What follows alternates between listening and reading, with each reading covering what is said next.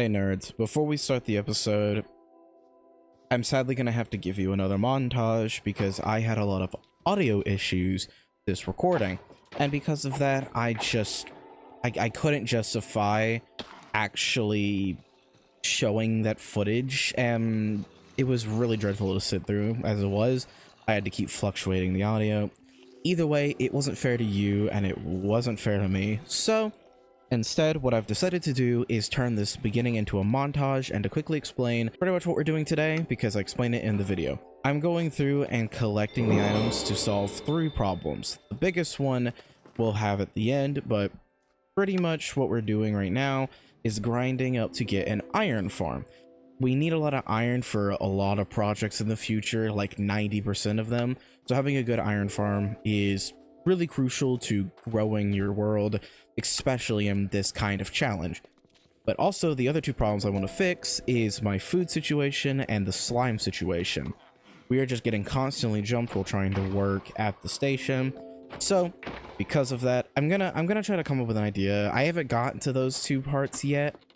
At the time of me recording this video, I haven't gotten to like fixing those 2 issues, but I have an idea.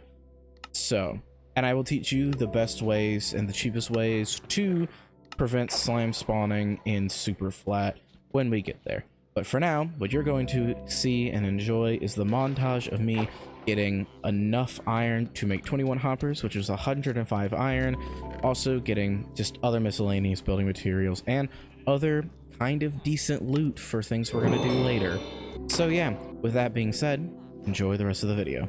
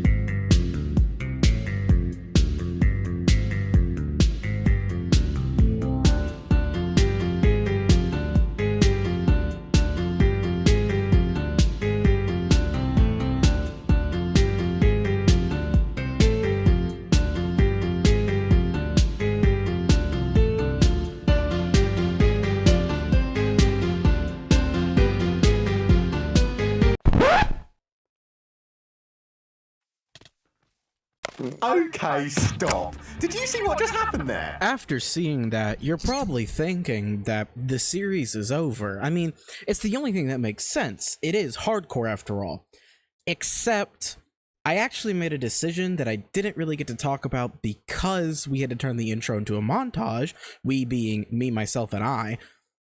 And so because of that, I decided during the montage that I no longer really want it to be hardcore because I wasn't advertising it to be hardcore. It was literally just a byproduct, a fun challenge for me. However, super flat is a good enough challenge for me in this scenario. So I have actually already converted the world to normal survival at the time of this death. So it doesn't matter. We're gonna try to not die, but it'll give us a lot more time to focus on automation, building the world, and making it the best we can be without having to worry about the constant loom of death. Now, if you want to play hardcore, you can still play the exact same way as hardcore. Don't do what I just did. But other than that, nothing really changes except that if we die like we just did, we don't stay dead. So yeah. That fucking sucked though. Did not like that. Ha ha ha. There are just some days you can't catch a win. And honestly, this video has just been one of those days. Audio problems, and now my literal death. This whole thing is a disaster. Oh my god, he's in there. Oh no, hold on. Wait, he's in there. Shit. I did set my spawn. Okay. So that is a data pack that I added as a joke, but actually became in handy. I didn't expect it to. Okay. So there's a problem here. I cannot have anything stay for too long because they're gonna spawn an iron golem. Okay, it's like right on it. I got it. I got part one. I got part one.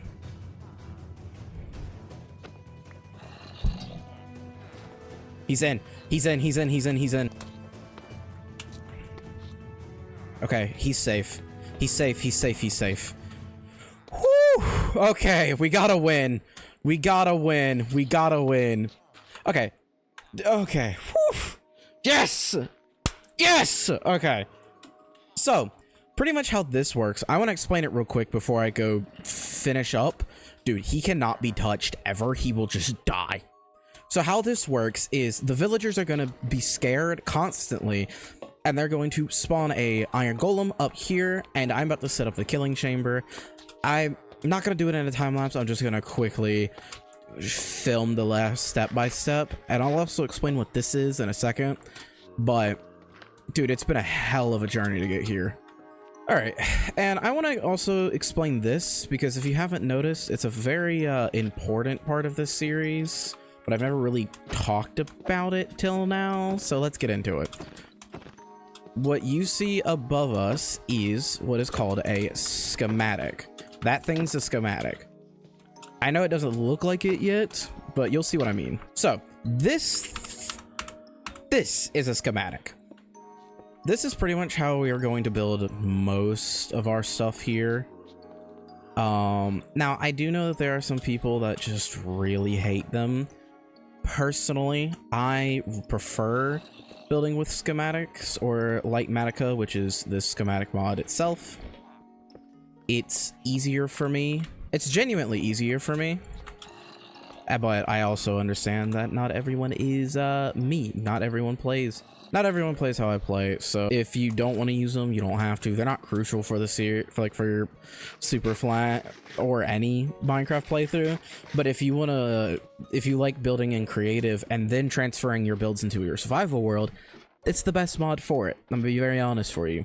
It's a very complicated mod to understand, but once you understand it, it will become your lifeblood. Trust me.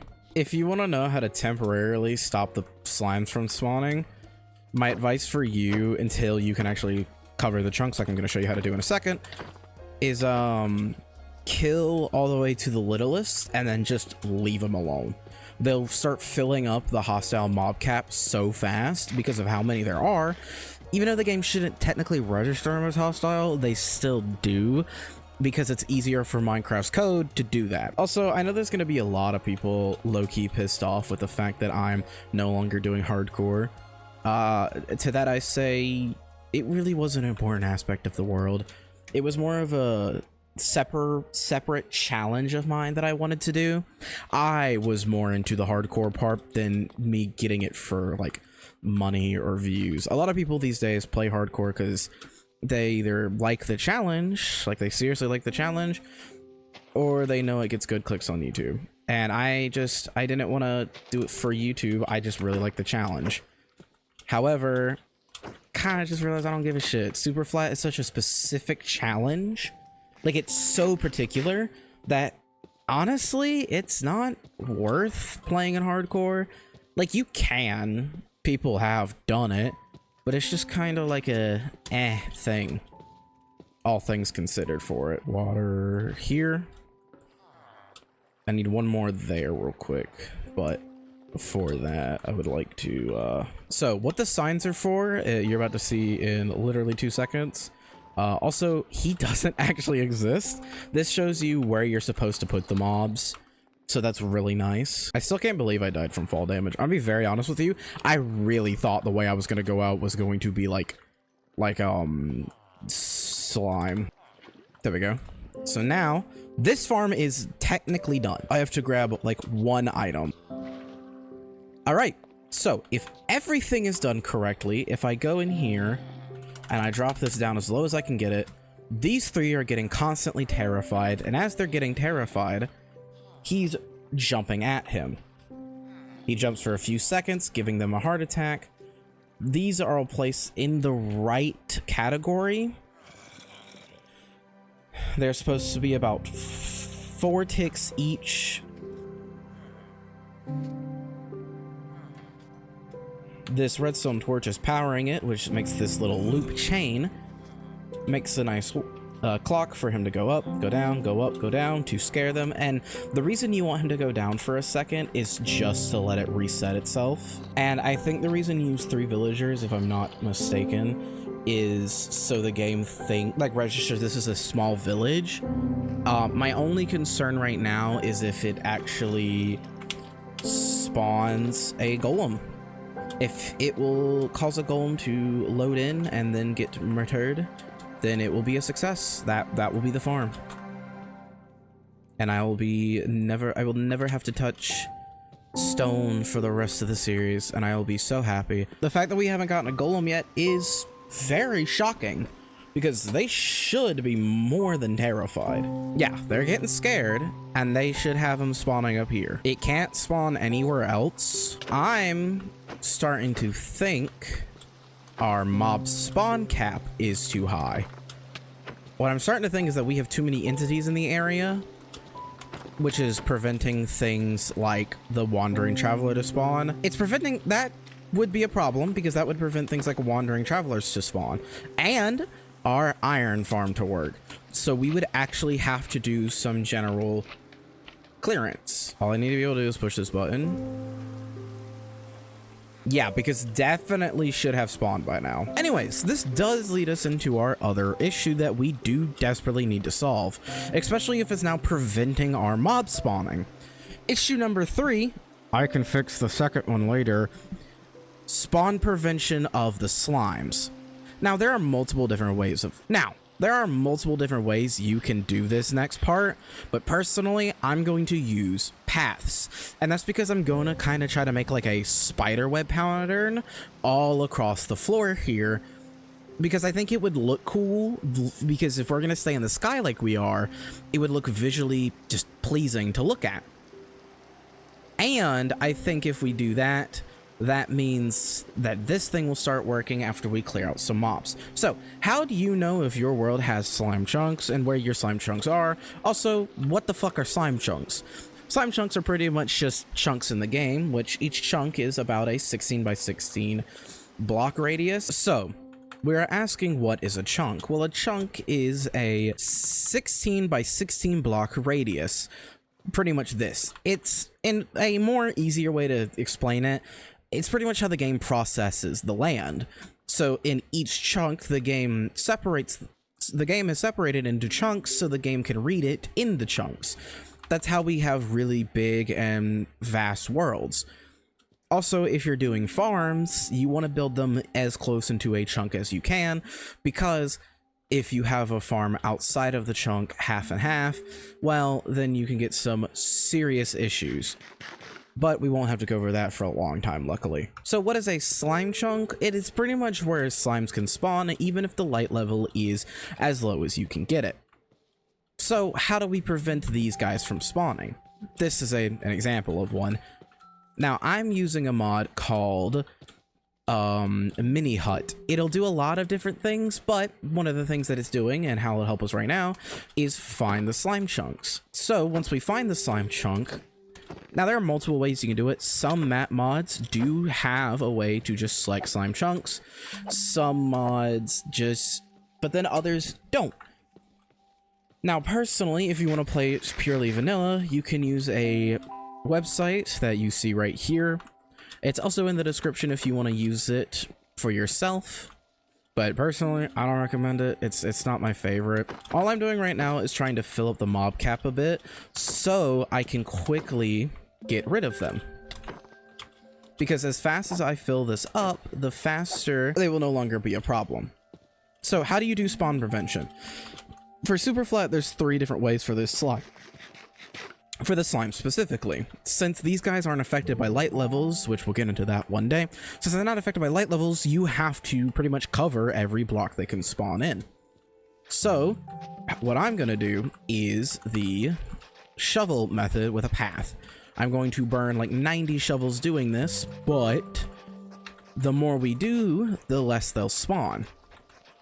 And then when we get rid of them, they will stop spawning.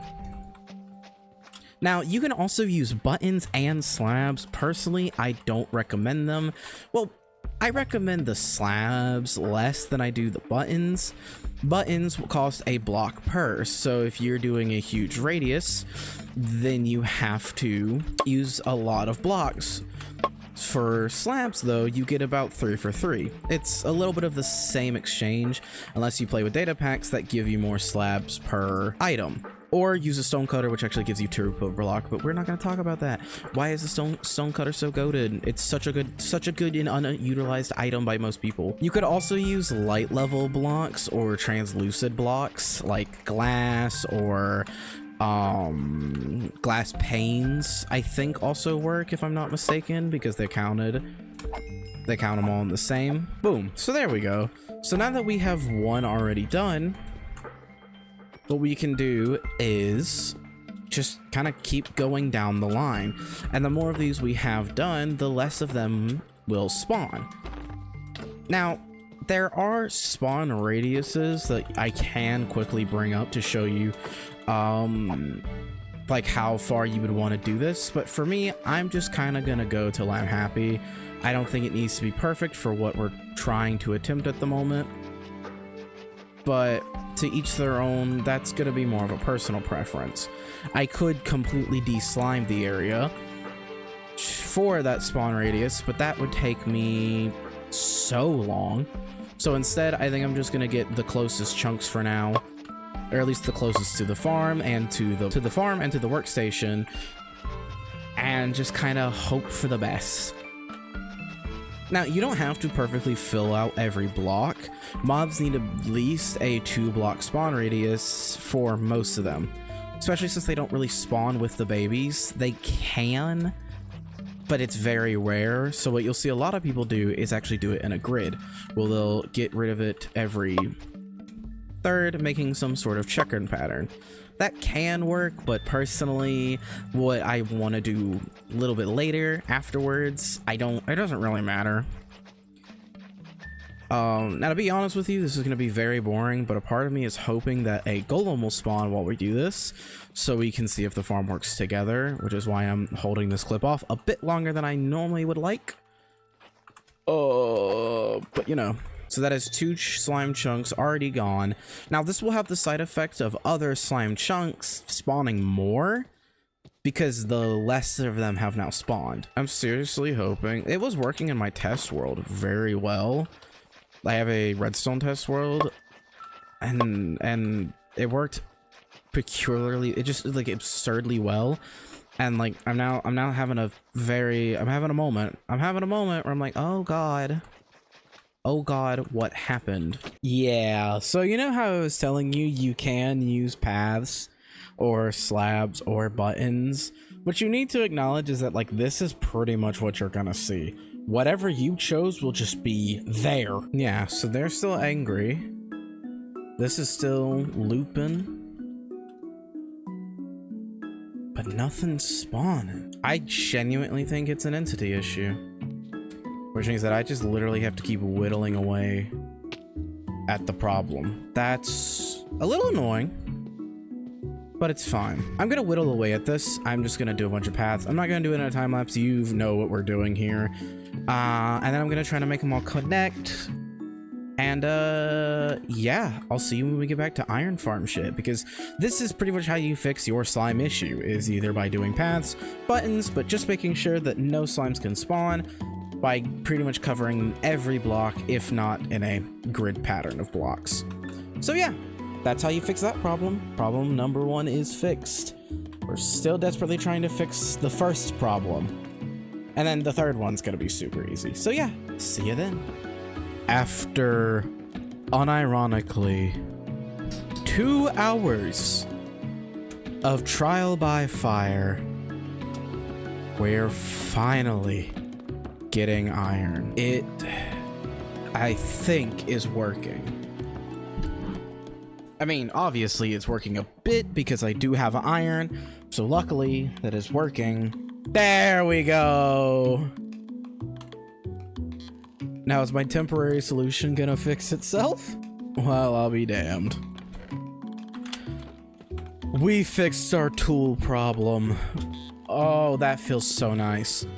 Also, if you're wondering what happened with my whole slime like my whole spawn proofing and slime proofing, I went overboard.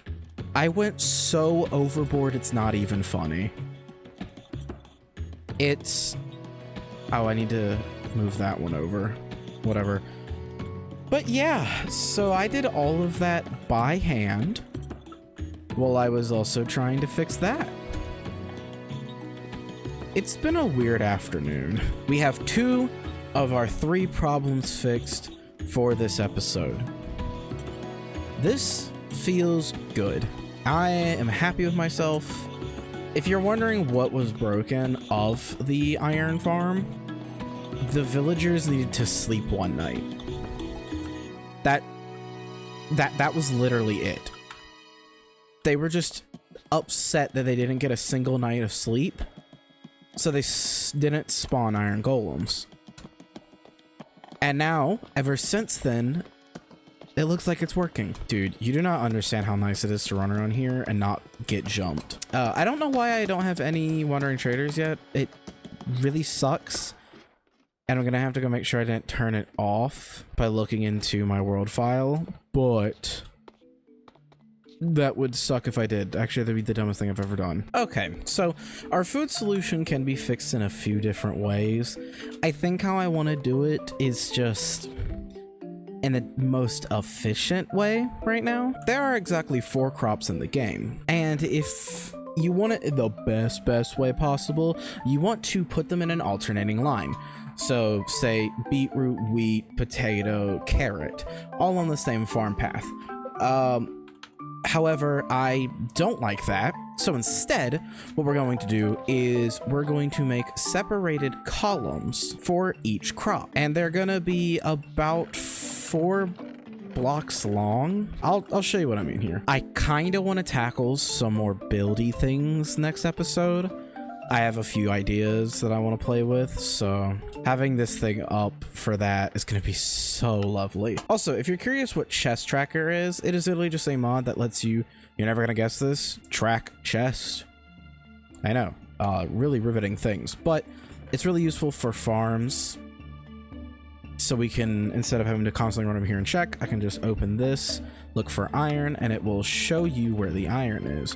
Why in God's fuck would you do it like that? So under this is where we're going to build it, and to get the perfect crop layer per section, I personally would like to, I personally do it off of chunk borders, but I'm also weird. However, this time, and said we're gonna do it based off of our flyer. Okay, so we're on the right block. Now, usually I would strip these, but I'm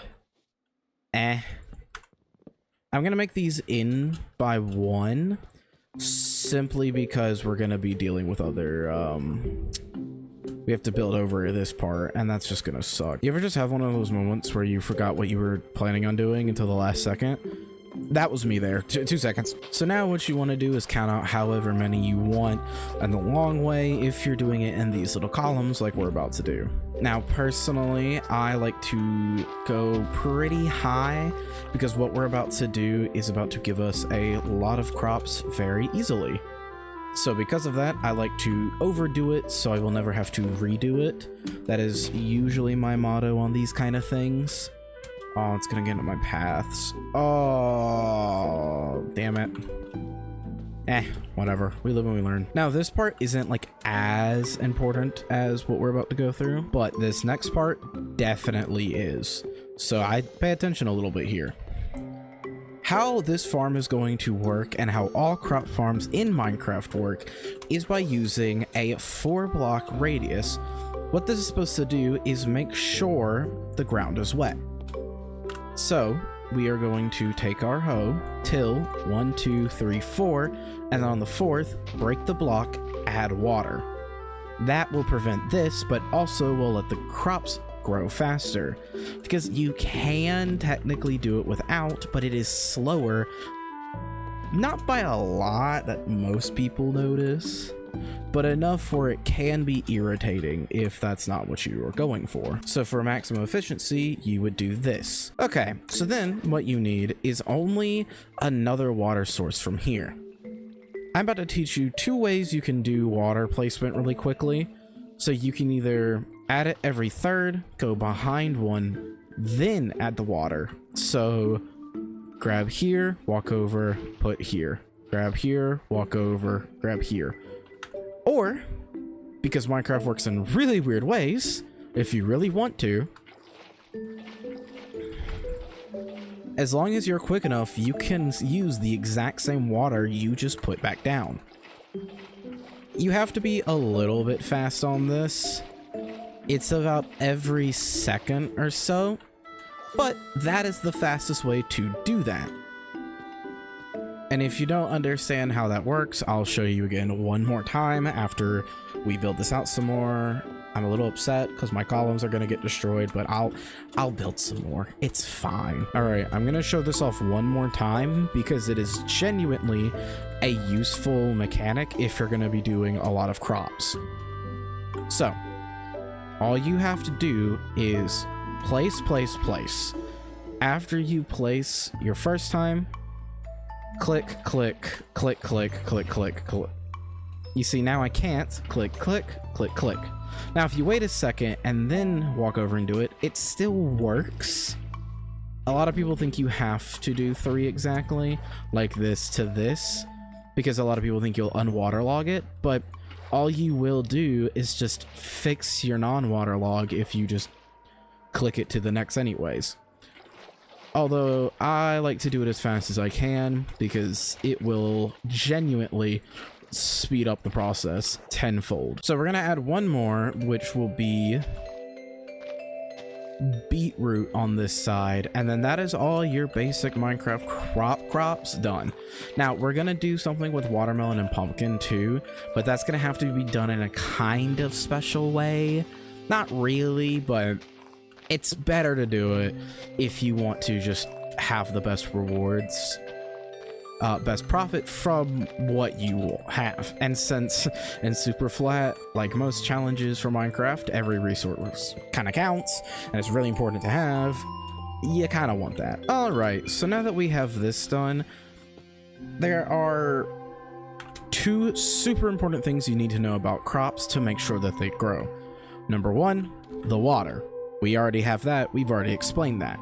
But the second part you need to know is light levels. Light levels are something I haven't talked too much about because they're really not that important yet, but they are kind of important for this, as long as you don't have a light level of 0, which there are a few ways to find. But I'll get to that in 2 seconds. As long as your light level isn't at 0, crops will grow, but you still need to make sure that there is a light level. Now what you can do is go across the water columns a block under and fill them with a light source block like shroom light or glow light or glow stone or frog lichen or sea lanterns, although we don't have sea lanterns or frog lights. So shroom lights or glow stone will do more than fine. Or honestly, as long as the sun isn't gone, it doesn't fully matter. So how this works, so what I'm gonna do just for a peace of mind is on every stump we have, I'm just gonna add a torch. Now listen, this part is truly not that important. If you don't want to go through and do it, I don't blame you. It is such an unnecessary part, but it's nice for aesthetics, and sometimes that's all you need. We've been doing a lot of farms recently, so every once in a while, just doing a little bit of aesthetic building won't hurt. With these path blocks, they're not actually going to be a problem because if I'm not mistaken, you can still till them. Yep. So now all I'm going to do is till all of these columns, clean it up. We've been letting that iron farm run for a second, so I'm just going to throw away all this stone shit and happily turn this into what we're about to need to finish up. How much iron is that? 88 iron. That's beautiful. 88 iron in both those chests, plus the 12 we took out. So I don't know, I couldn't be fucked with the math, but good number, big number. This is the first bit of goods from the farm, man. Also, while I am just tilling real quick, I did want to show you how to get light levels in a different way. You see, I'm using the same mod from earlier, Mini Hut, to find my light levels. That's what all these little numbers on the floor are. But you see, the vanilla Minecraft actually has a way of doing this itself. If you see right there on my F3 screen, which F3 is literally just the button on your keyboard, or debug screen, or whatever the fuck you want to call it, you can see that the light levels number is changing. That is, light client is changing. And there are two different aspects, sky and block, and all you need to care about is really the block one. The sky one doesn't truly matter for spawn proofing or lighting in general. So if you don't want to get a mod that just throws the numbers on the floor, or you don't want to get a resource pack that does that too, because there are some resource packs that do light levels. They're not that reliable, but they work. Then you can just use Minecraft's debug screen, at least for Java Edition. Now Bedrock, start hoping, I don't know. All right, and then for crop planting, you just plant crops. I like to do it by having these two together. I think carrots and potatoes, I almost said tomatoes. Carrots and potatoes being next to each other makes sense, just logically to my brain. Same thing as, hey man, I don't want to talk about it. I cannot even begin to describe how little I want to talk about it. I'm gonna do wheat next and then beetroot. It's weird that wheat's the only one that will give you that achievement, but I don't know, I don't make the game. All right, I was gonna make the watermelon one next. However, this video is already really long, and I think I'm just happy. We fixed our farm food problem. We'll be replanting as this grows. So pretty much you just expend off of until you reach the end, and then you have a lot of food. You just keep extending, and then you have a lot of food. And down here, I'm actually gonna put some chests for the crops, so then when they're done, I can throw the excess in here and then bring the excess up to the top. That is literally it for today's episode. Holy shit, was it a weird one. A mix of technical issues, game bugs, literally dying and changing game modes because I realized it was a boring thing to do if I wasn't going to advertise it. And a lot of pathing. Oh, and we got all of our goals done. We fixed our tool problem, we fixed our food problem, and we definitely fixed our slime problem. So yeah, that's pretty much it. With that being said, thank you all so much for watching. This was one hell of a ride, I won't lie to you. And yeah, all right. And with this, me and Pluto will see you all next time. Bye-bye.